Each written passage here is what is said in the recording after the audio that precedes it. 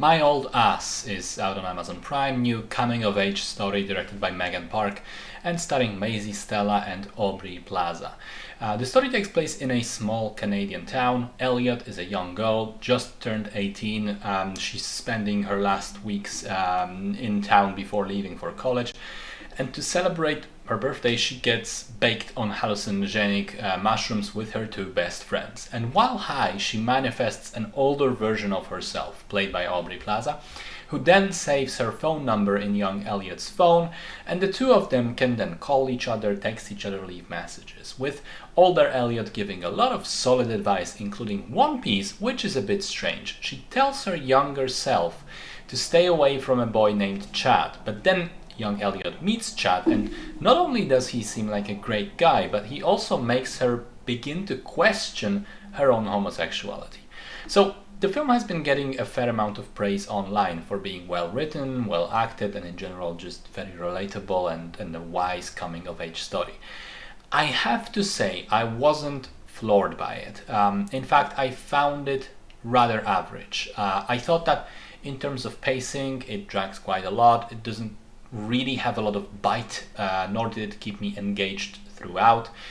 I also thought that the film is on paper good at exploring two major themes, but for both of them, the way they are explored didn't quite click with me specifically. The first theme is the idea that essentially you don't notice the good old days while you're in them, that you have to look around every once in a while and cherish what you have. Otherwise, years later, you might come to realize you missed it.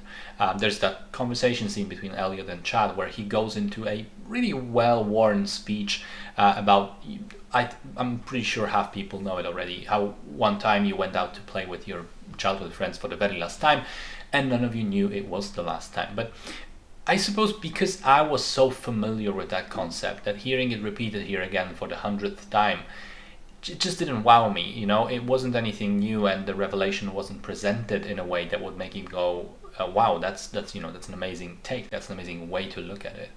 And secondly, there's the theme of sexuality, of questioning your own established sexuality and how that might affect your entire sense of identity and sense of self.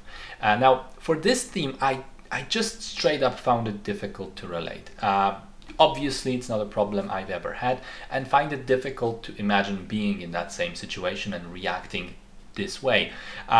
Plus, and this might just be my personal take, which others will disagree with, but I think having a main character being defined only by their sexuality is kind of reductive. I don't know how it is for queer people. I imagine the sexuality thing is certainly a bigger part of an identity than for a straight male like myself. So maybe it is a bigger, even main part of someone's identity. But to me, the fact that it is so huge, it's just kind of boring. It's kind of, to me, it's like basing your entire personality on what kind of ketchup you like. I'd rather know more about what is this character's outlook on life? What are her ambitions? Who is she as a person towards others? What does she want to achieve? What gives her joy?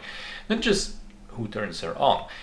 Whereas I thought we learned very little about Elliott aside from that sexuality struggle and the fact that she's looking forward to leaving for college. We never even learn what she's going to study there. So again, maybe this will work for some people and others will find it relatable, and I think some did, but I just thought it's kind of basic and simplistic, and as a result the movie didn't really impress me in any way. As I was watching it, I thought it was okay, it was fine, and the ending elevates it slightly, but then I thought about it again a day after and realized I'm very indifferent about it, and it's not a film I would particularly want to ever revisit. So at the end of the day, I'd say for me it was a rather average movie, with the caveat that I think your reception might be completely different based on your own life experiences.